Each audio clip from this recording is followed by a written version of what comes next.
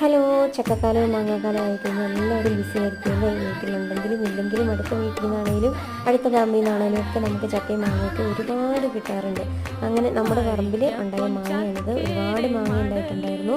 അപ്പോൾ അനിയൻ കുറച്ച് മാങ്ങ പറിച്ചുകൊണ്ട് വന്ന് ഒരു കുഞ്ഞിനാണ് അവൻ അരിഞ്ഞ് തന്നിട്ടുണ്ട്. പിന്നെ മാങ്ങയിൽ ഉപ്പിടുക എന്നുള്ള പരിപാടി മാത്രമായിരുന്നു എൻ്റേത്. അച്ചാറിട്ടത് മമ്മിയാണ് അച്ചാറിൻ്റെ സ്പെഷ്യലിസ്റ്റ്. ഞാൻ അച്ചാറിടും, പക്ഷേ ഒരുപാട് നാൾ വയ്ക്കാനുള്ള അച്ചാറൊന്നും ഞാൻ ഇടാറില്ല.